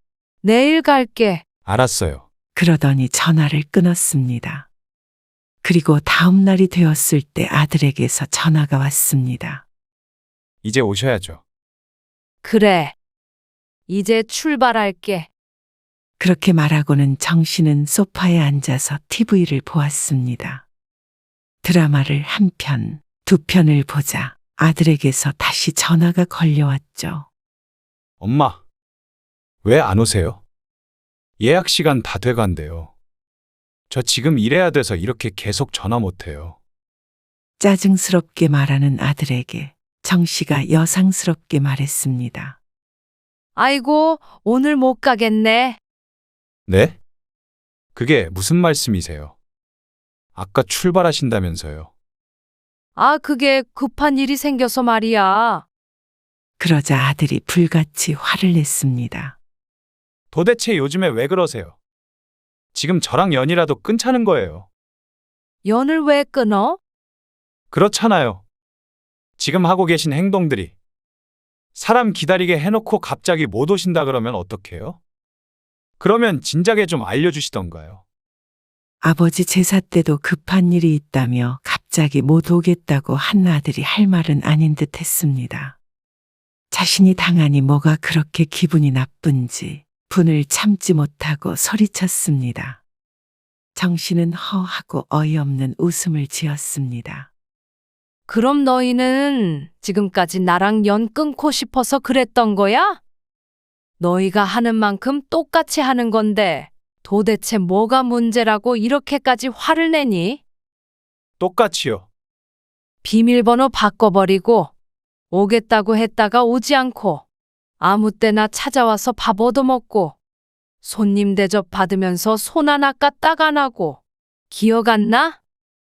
너는 정말 나랑 연 끊으려고 그런 거야? 그러자 아들이 벙어리가 되었습니다. 지금 그렇게 화를 낸다면 엄마도 똑같은 기분이었다는 걸 알아야지. 너희한테는 당연한 일이 왜 엄마는 하면 안 돼? 그러자 아들이 낮은 목소리로 말했습니다. 부모가 돼서 어떻게 자식하고 똑같이 그러세요? 부모는 사람 아니야? 아무리 부모라도 자식이 하는 말에, 하는 행동에 다 상처받아. 주하나, 결혼해서 네 가정 꾸리고 그런 건 다 좋은데. 그렇다고 부모한테 상처는 주지 말고 살아라. 이제부터 나도 너희가 하는 만큼만 하고 살려고 해. 네가 엄마를 생각하는 만큼만 너 생각하고 네가 엄마를 대우해주는 만큼만 나도 너 자식 대접할 거니까. 너도 좋은 대접 받고 싶으면 지금까지 했던 것처럼 그러지 마. 아들이 한참을 조용히 있었습니다. 정 씨도 함께 침묵하다가 조용히 전화를 끊었습니다. 자신이 생각해도 유치한 복수였지만 이번 기회에 아들이 조금이라도 깨달았으면 됐습니다. 정 씨도 앞으로는 부모라고 무조건 베풀고 참고 홀로 눈물 짓고 하는 일은 그만하려고 마음먹었습니다. 그런다고 아무도 알아주지 않는다는 걸 알았죠. 그렇게 정 씨는 자식 사랑 때문에 자기 자신을 스스로 업신여기지 않기로 했습니다. 아들은 한동안 연락이 없다가 정 씨를 찾아왔습니다. 처음으로 띵동하고 초인종을 누르고 들어왔죠. 곰곰이 생각해봤다며 죄송하다고 사과를 했습니다. 정 씨는 그 사과를 받아주었습니다. 하지만 그렇다고 하더라도 정 씨가 마음먹은 것을 철회할 생각은 없었습니다. 그러니 그 이후론 아들도 정 씨를 함부로 대하지 않았습니다. 이로써 정 씨의 작은 복수는 성공한 듯 했습니다.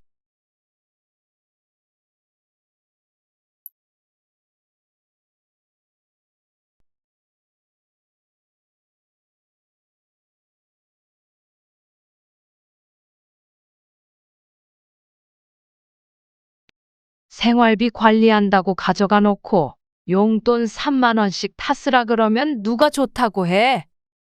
신용카드도 쓰지 말라 그러지. 돈 좀 달라 그러면 어디에 쓸 건지 꼬치꼬치 캐묻지. 왜 내가 내 돈 쓰면서 눈치를 봐야 하는 거야? 이럴 줄 알았으면 다 주지도 않았어. 그래도 돈 때문에 집안 시끄럽게 왜 그러세요? 우빈이 엄마가 어련히 알아서 잘 관리하지 않겠어요? 부족하다고 말하면 안 줄 사람도 아니고요. 그래요, 어머니. 부족하다고 하시면 항상 더 드렸잖아요. 3만 원 주고 부족하다 그러면 5만 원 줬잖냐? 어째 나를 중학생인 우빈이만큼도 취급을 안 하니? 오늘 이야기 속 주인공은 75세 한선자 씨입니다. 그리고 그녀의 아들 48세 고상진과 며느리에 관한 이야기입니다. 한 씨는 이 모든 상황을 되돌릴 방법을 생각해내려고 노력했습니다. 너무도 후회가 됐기 때문이죠. 어리석게도 아들 며느리를 너무 믿은 나머지 전 재산을 다 주고 합가한 과거를 되돌리고 싶었습니다. 본래 돈 앞에서는 부모도 없는 것인지 혹은 자신이 자식을 잘못 키운 것인지는 모르겠지만 따로 살았더라면 이런 일은 있을 수도 없었을 것인데 하고 생각했습니다. 한 씨는 지난해 어느 날 급성장염으로 고생을 하다가 탈수로 잠시 쓰러진 적이 있었습니다. 다행히도 아들이 방문하기로 했었기에 바로 병원으로 갈 수 있었죠. 그리고 그날 이후로 아들이 합가를 요청했습니다. 어머니, 살고 계신 그 집 팔고 저희 집으로 들어와서 사시는 건 어때요? 그런 의논을 해본 적은 한 번도 없기 때문에 한 씨는 아들의 제안이 갑작스러웠습니다. 어차피 어머니 혼자 계시는 것도 마음에 걸리고요. 언제까지 혼자 계실 수는 없잖아요. 빈말이라도 같이 살고 싶다고 얘기해 준 것이 고맙긴 했지만 오랫동안 혼자 지내다 보니 혼자가 편했습니다. 나 좀 더 늙으면 그때 얘기하자. 70대 중반인 한 씨는 아직은 그럴 때가 아니라고 생각했습니다. 하지만 아들은 빈말이 아니었는지 강경하게 나왔습니다. 그래도 혼자 집에 계시다가 미처 연락도 못하고 지난번처럼 쓰러지거나 그러면요. 어머니 아시는 분도 그렇게 돌아가셨다면서요. 틀린 말은 아니었습니다. 70대가 넘어가니 건너 그런 이야기가 심심치 않게 들려오고는 했습니다. 그래서 한 씨의 친구들 중 몇몇도 아들, 딸 집으로 들어간 경우도 있었죠. 하지만 한 씨는 노후 준비가 된 상태였기 때문에 아들네에 의탁하는 건 생각해 본 적이 없었습니다. 한 씨가 미적지근한 반응을 보이자 아들이 좀 더 솔직한 속내를 이야기했습니다. 어머니 건강 걱정되는 것도 있고요. 뭐하러 같은 식구끼리 집 두 채로 살아요. 어머니 집 팔아서 저희 집 대출 갚으면 경제적 부담도 훨씬 덜 것 같아서 겸사겸사 이참에 합치는 게 좋을 것 같아요. 어차피 엄마 노후 저희가 책임질 텐데 몇 년 앞당겨서 합친다고 생각해 주세요. 나도 생각할 시간이 필요해. 하지만 아들의 말도 이해는 갔습니다. 지난번 쓰러졌을 때도 10년 감수하기도 했고 아들네와 살림을 합치면 경제적으로도 이득은 이득인 듯 했습니다. 물론 아들네가 말이죠. 며칠 고민 끝에 한 씨는 부동산에 집을 내놓고는 아들네 집으로 들어갔습니다. 그래봤자 차 타고 20분 거리라 환경에 큰 차이는 있지 않았습니다. 그런데 합가하자마자 상황은 이상하게 돌아갔습니다. 어머니, 저희 집 돈은 전부 제가 관리하고 있어요. 우빈이 아빠 월급도 전부 저한테 줬다가 제가 용돈 주고 그러거든요. 그래야 저축도 계획적으로 할 수도 있고 그러잖아요. 그러니 한 씨는 자신과는 상관없는 얘기인 듯 며느리의 말을 들었습니다. 그래서 어머니도 같이 사는 식구니까요. 통장 있으신 거 저한테 주세요. 내 통장을? 한 씨가 놀라서 묻자 며느리는 당연하다는 듯이 말했습니다. 제가 뭐 어머니한테 달마다 생활비를 받을 수도 없고요. 같이 살면서 네 돈 내 돈 하는 거 저는 정말 싫거든요. 그건 결혼 초부터 우빈이 아빠한테도 확실하게 말한 부분이에요. 전부 돈 합쳐서 관리해야죠. 그렇게 해서 저희가 이 정도로 잘 살 수 있는 거고요. 똑 부러지는 며느리의 성격을 한 씨도 모르는 것은 아니었습니다. 하지만 통장을 통째로 달라는 것은 망설여질 수밖에 없었습니다. 나는 따로 쓰면 되잖냐? 뭐하러 그래요? 같은 집 살면서 같은 밥 먹고 할 건데요. 이제 어머니도 제가 용돈 드릴게요. 쓰실 만큼 충분히 드리니까 걱정 안 하셔도 돼요. 그래요, 어머니. 우빈이 엄마 말대로 하세요. 그래도 내 돈은 내가 가지고 있고 싶은데. 그러자 며느리가 웃으며 말했습니다. 설마 저 못 믿으세요? 저는 다른 뜻이 있는 게 아니라 가족이라면 다 합쳐서 동등하게 사용해야 된다고 생각해서 그랬어요. 어머니 필요하실 때마다 달라고 하세요. 관리만 애엄마가 한다고 생각하세요. 아들까지 그러라고 하니까 거의 강탈당하는 수준이었습니다. 집 팔아서 아들 주고 통장까지 주면 한 씨는 무일푼이었습니다. 하지만 아들 월급도 다 며느리가 관리한다는데 자신만 내 돈이라고 안 줄 수는 없는 분위기였습니다. 통장으로 돈 보내면 되니. 그러자 며느리가 통장을 통째로 달라고 했습니다. 그렇게 보내면 세금 물어요, 어머니. 제가 관리하면서 조금씩 빼서 쓸게요. 하지만 아무리 며느리가 경제권을 쥐고 있다고 하더라도 땡전 한 푼 없는 것은 불안했습니다. 그래서 한 씨는 비상금이 들어있는 통장 하나는 빼놓고 며느리에게 주었습니다. 어머니 다녀오겠습니다. 아침 일찍 아들, 며느리, 중학생 손자까지 한 번에 집을 나섰습니다. 그러면 그때부터는 한 씨 혼자 집에 있기 때문에 이전 생활과 다르지 않을 것 같지만 크게 달랐습니다. 혼자 사는 살림이야 얼마 안 되니 청소도 며칠에 한 번씩만 해도 더러워지질 않았고 반찬도 늘 먹던 반찬에 먹으면 됐고 빨래도 얼마 나오질 않았습니다. 하지만 아들, 며느리, 손자 셋이 추가된 살림은 혼자 살 때와 3-4배가 아닌 10배 이상 차이가 났습니다. 노동의 강도가 말이죠. 맞벌이를 하는 아들 며느리 때문에 누가 먼저 말하지 않아도 자연스럽게 한 씨가 가사 일을 하게 되었습니다. 하루 종일 집에 있으니 모두들 그래야 한다고 생각했습니다. 어차피 따로 살 때도 했던 일이니 조금 더 하면 된다고 쉽게 생각했던 것이 착각이었습니다. 그런데 안 그래도 좋지 않은 허리가 집안일 하다가 악화가 될 듯 했습니다. 내 식구 살림살이 하기가 그만큼 힘들었습니다. 그런데 정작 한 씨를 가장 힘들게 하는 것은 그게 아니었습니다. 오늘 친구 만나러 나가는데 아, 그러세요? 저녁 식사 전에 들어오시죠? 점심 먹고 들어올 거야. 네. 그리고는 한 씨를 멀뚱히 쳐다보는 며느리. 한 씨가 망설이자 며느리가 아 하는 탄성을 내뱉으며 말했습니다. 얼마 필요하세요? 점심도 먹고 해야 하니까. 네. 여기요. 며느리는 지갑에서 10,000원짜리 3장을 꺼내서 한 씨에게 내밀었습니다.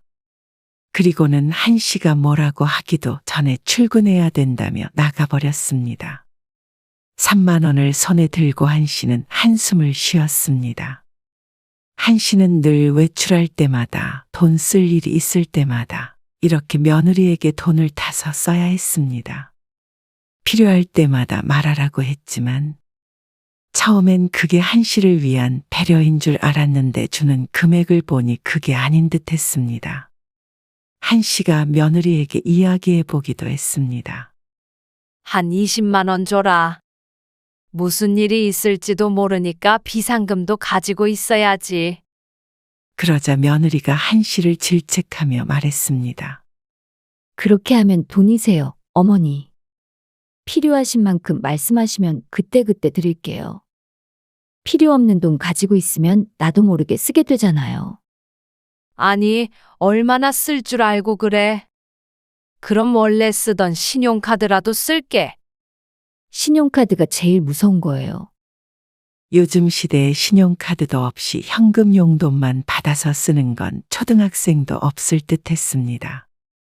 그리고 어머니는 외출도 많이 안 하시면서 뭘 그러세요? 그러고 나서 한 씨가 운을 떼면 며느리의 지갑에선 늘 30,000원씩 나왔습니다. 외출 한 번에 30,000원이 공식처럼 되었습니다. 그래서 친구들 만나서 밥 한 끼, 차 한 잔 마시면 동이 났고 조금 비싼 음식이라도 먹는 날에는 커피는 얻어먹어야 했습니다. 그런 게 몇 번 반복되자 며느리하고 10,000원 더 달라, 20,000원 더 달라 입씨름 하기도 싫고 돈 받을 때면 사람이 초라해지는 것 같아서 주는 대로 받고 나머지 필요한 부분은 비상금으로 두었던 통장에서 조금씩 빼서 쓰게 됐습니다. 거보세요, 어머니. 용돈 넉넉하시죠? 그것도 모르고 며느리는 좋다고 웃었습니다. 치사스러워서 말하지 않는 것뿐인데 며느리는 역시 노인네라 돈 쓸 데가 없구나 생각하는 듯 했습니다. 참 어이가 없었습니다. 요즘엔 밥 한 끼 먹어도 20,000원인 시대인데 30,000원을 시어머니 용돈이라고 주며 좋아하는 게 이상했죠. 50,000원은 많은 것 같고 하루 외출에는 30,000원이 적당하다고 생각하는 것 같았습니다. 차라리 주기적으로 주면 나을 텐데 한 씨가 말을 해야지만 주기 때문에 너무나 답답했습니다. 우빈이 엄마한테 얘기해 보세요. 저도 용돈 받아서 쓰는데요. 뭘? 그럼 내 통장이라도 돌려달라고 해야겠다. 에이, 애 엄마가 알아서 잘 관리하고 있는데 뭘 또 그러세요. 우빈이 엄마가 알뜰해서 그래요. 아들에게 말해도 소용없었습니다. 하지만 한 씨는 이 상황이 이해가 되지 않았습니다. 돈 한 푼 없이 들어와서 며느리 버는 돈을 축내는 것도 아니고 가지고 있던 통장까지 맡겼으니 말이죠. 며느리는 돈 줄 때마다 꼭 자기 돈으로 용돈을 주는 것처럼 굴었습니다. 손자와 한 씨를 똑같이 취급했습니다. 친구한테 밥 한 끼 사기로 했어. 10만 원 줘야 해. 얻어먹은 적이 많아 이번에는 한 씨가 친구들에게 밥을 살 차례였습니다. 좀 더 넉넉히 달라고 하고 싶었지만 용돈 금액 가지고 신랑이 하는 것도 지쳤죠. 그런데 늘 비상금에서 빼서 쓰는 것도 억울했습니다. 며느리가 주긴 했지만 용돈으로 받는 돈도 결국엔 한 씨의 통장에서 나왔을 테니 말이죠. 그러다 보니 한 씨도 조금 요령이 생겼습니다.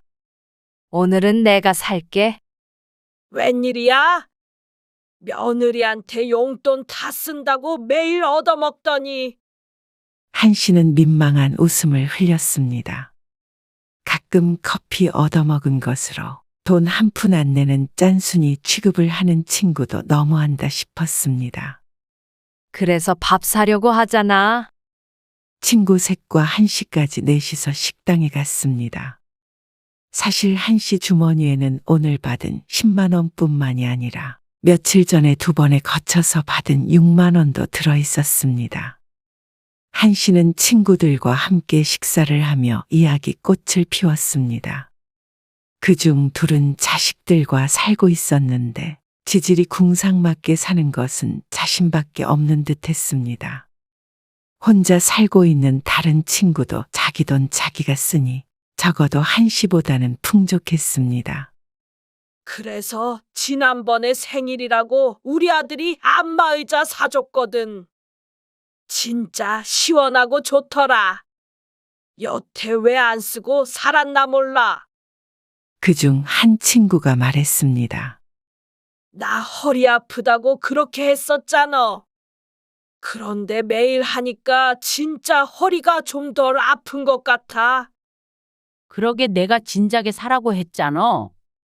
너도 나도 좋다기에 한 씨는 솔깃했습니다. 안 그래도 허리가 아팠는데 그렇게 좋다는 안마의자를 한 씨도 갖고 싶었습니다. 비싸긴 해도 1, 2년 쓰고 마는 것도 아니기 때문에 충분히 가치가 있다고 생각했습니다. 아들이 안 사주면 자신의 돈으로라도 사고 싶었습니다. 아니나 다를까 집에 돌아와서 며느리에게 운을 떼보았더니 돌아오는 대답은 이랬습니다. 그거 저도 써봤는데요. 아무 소용없어요. 다 돈 낭비예요.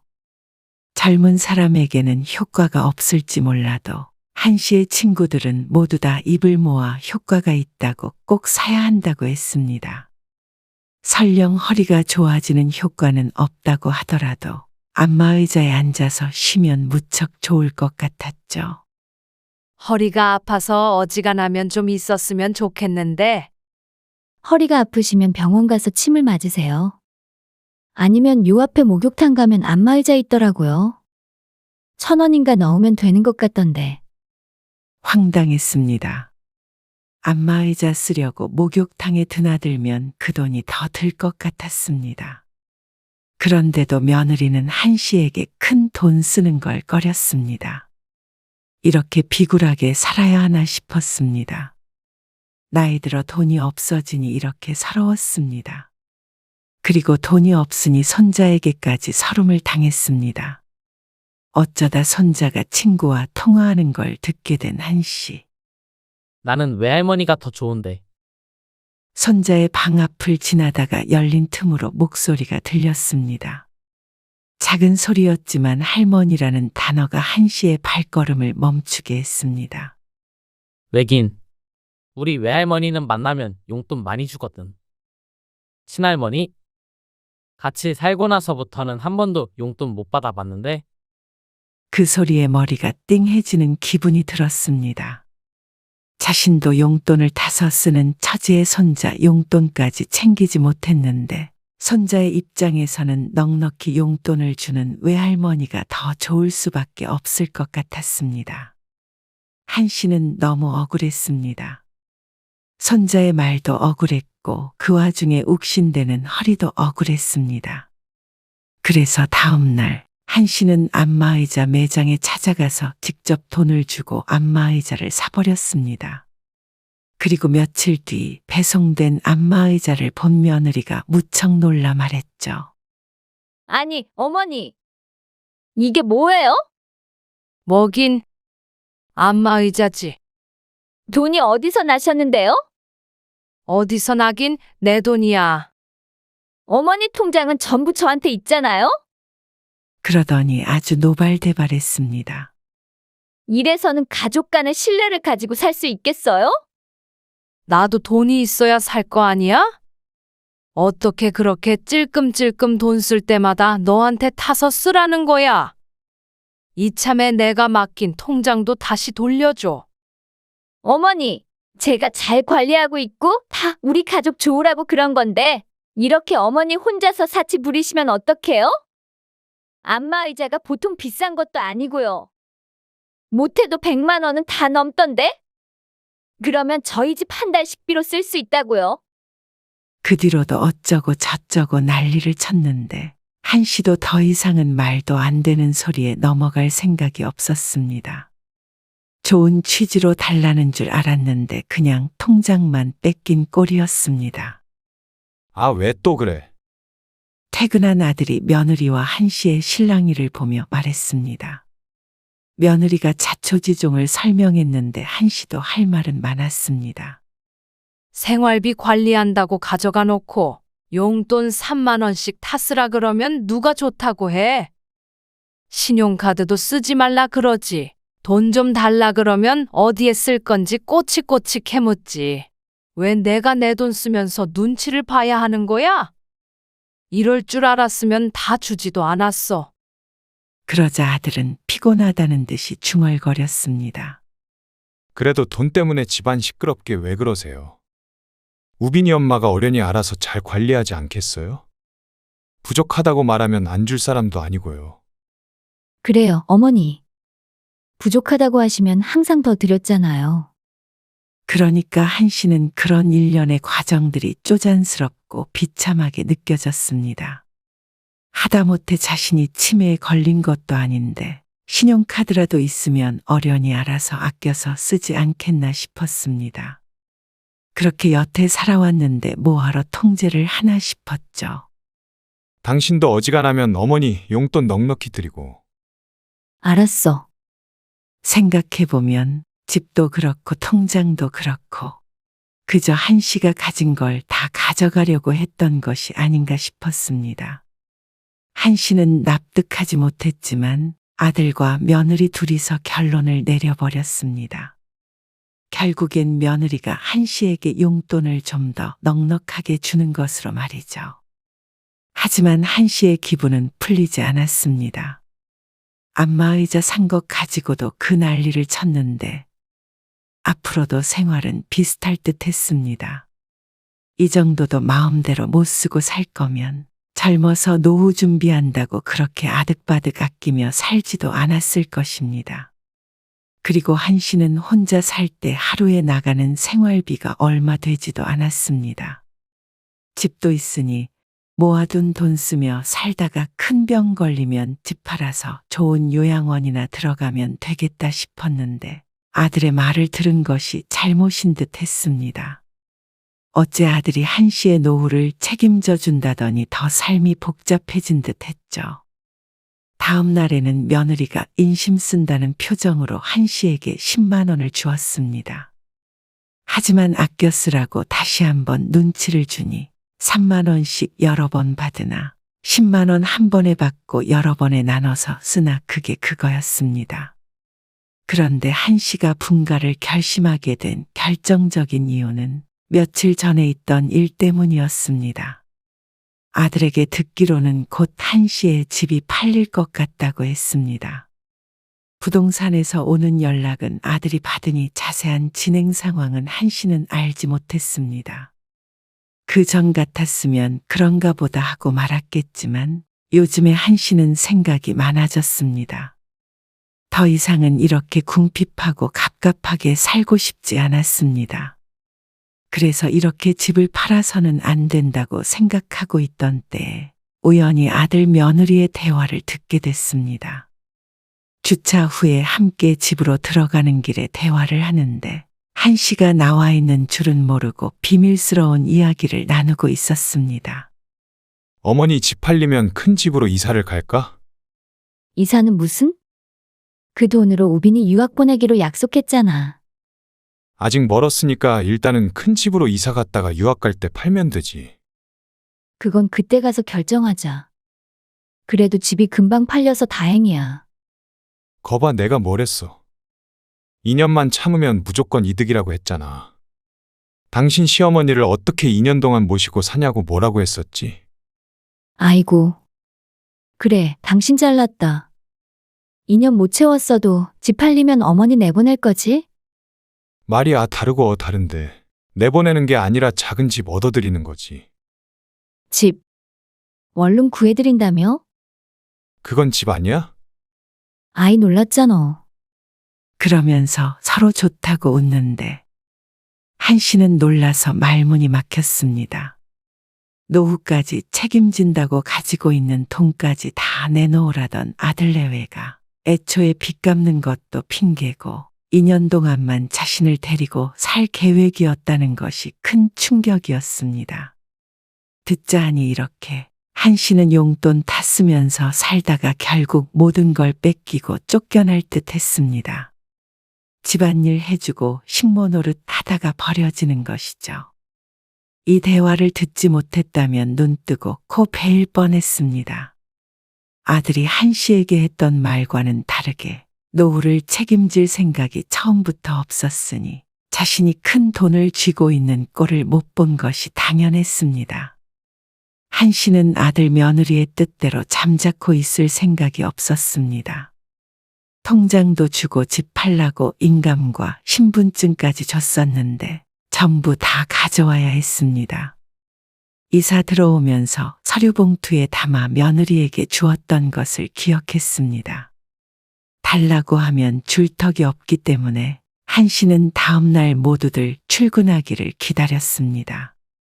그리고 손주까지 등교해서 혼자 남은 집. 한 씨는 안방으로 살금살금 들어갔습니다. 누가 들어올 리도 없는데 괜히 도둑질을 하는 기분이 되어 조심스럽게 움직였습니다.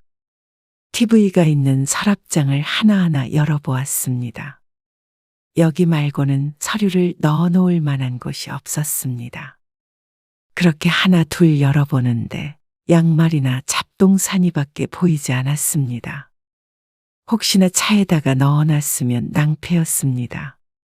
한 씨는 괜히 마음이 급해져서 덜컹덜컹 소리를 내며 거칠게 서랍을 뒤져보았죠. 도대체 어디에다가 넣어놓은 거야?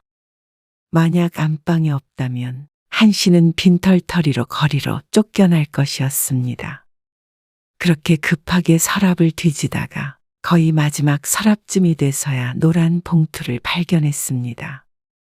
한 씨가 조심스럽게 서류 봉투를 열어보았습니다. 한 씨가 며느리에게 주었던 그 봉투가 맞았습니다. 그 안에는 각종 서류들과 신분증, 인감도장 등이 들어 있었습니다. 하지만 통장은 보이지 않았습니다. 그래도 다행이었죠. 통장은 새로 만들면 그만이었습니다. 한 씨는 안도의 한숨을 쉬며 서류 봉투를 끌어안았습니다. 그리고는 안에 있던 신분증과 인감만 빼서 주머니에 넣었는데 서랍 안에 수첩이 하나 눈에 띄었습니다.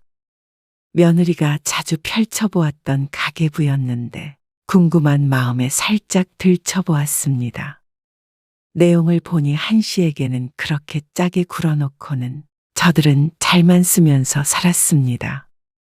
골프나 쇼핑 비용도 큼직하니 나간 것이 눈에 띄었습니다. 아이고, 내가 바보였다. 당한 사람이 바보였죠. 그렇게 노트를 덮으려고 하는데 한 씨의 눈길을 잡아끄는 목록이 있었습니다.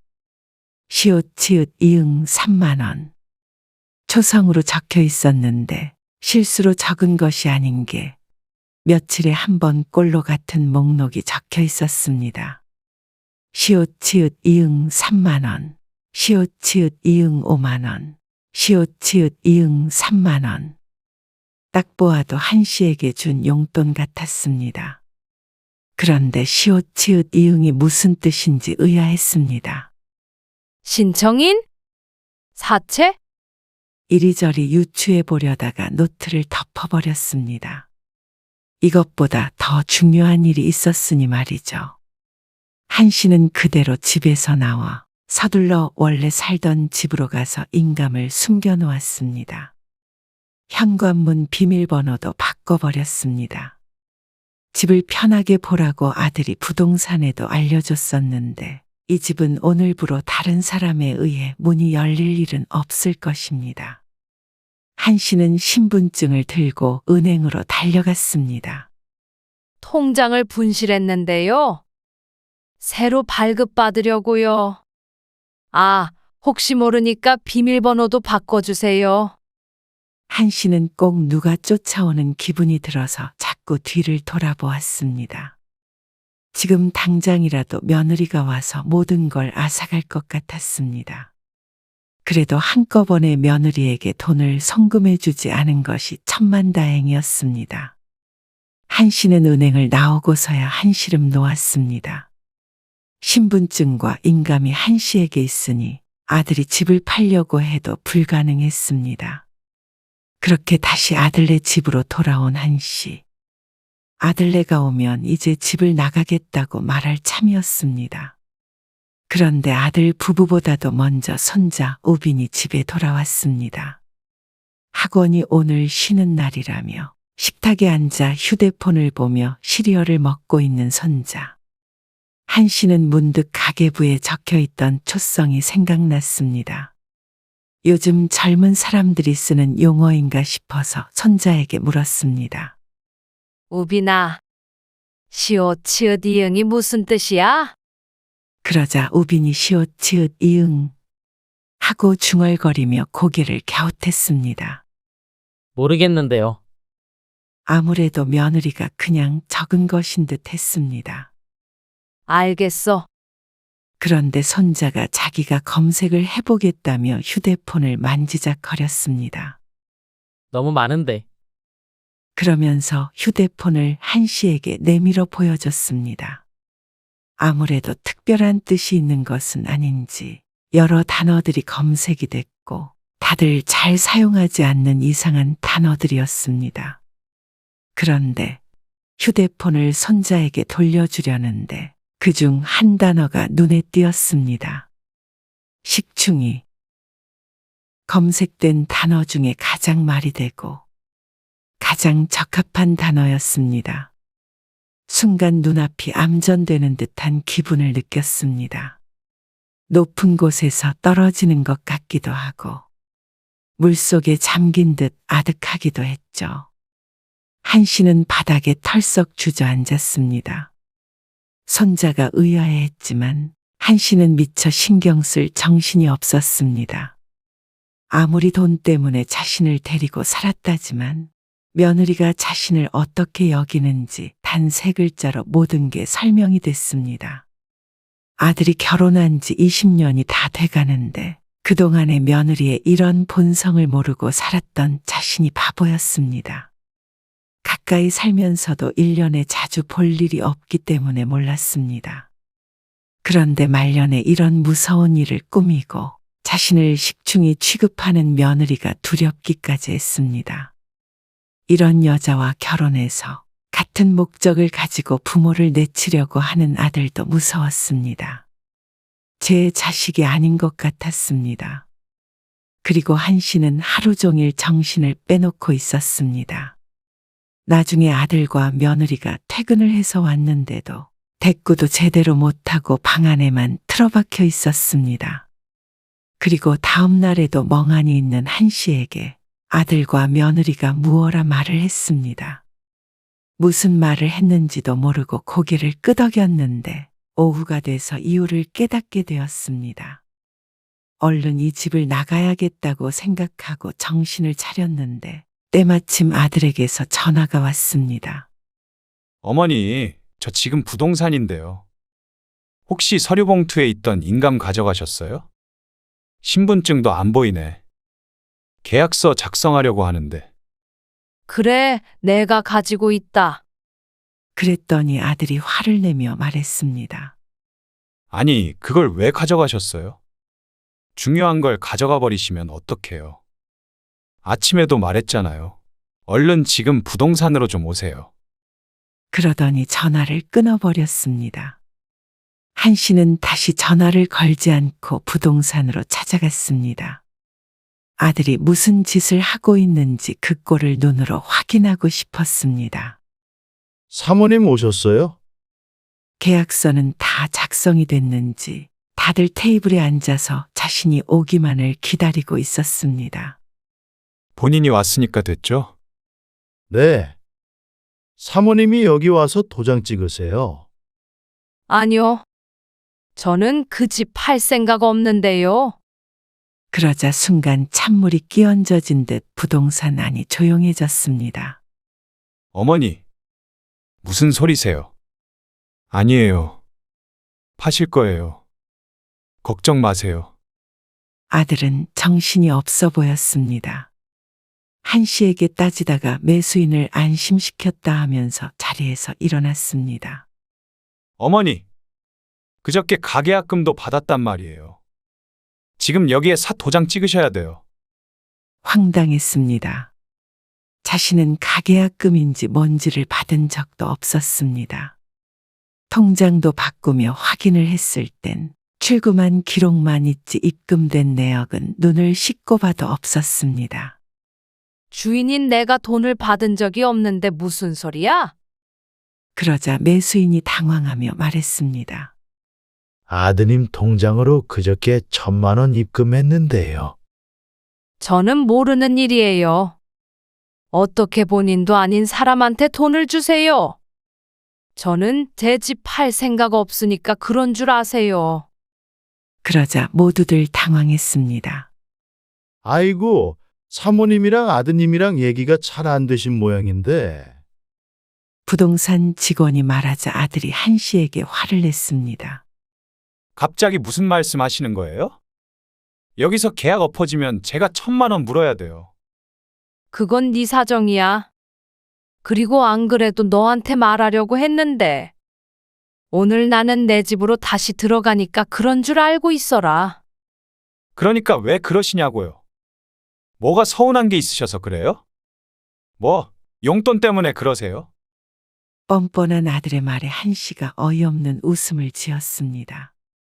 그건 너랑 우빈이 엄마가 잘 알겠지. 그거 취소하고 내가 살 원룸도 구할 것 없다. 나는 내 집에서 살면서 내 돈 쓰고 살 테니까. 아들이 화들짝 놀랐습니다. 어떻게 알았느냐는 표정을 지었죠.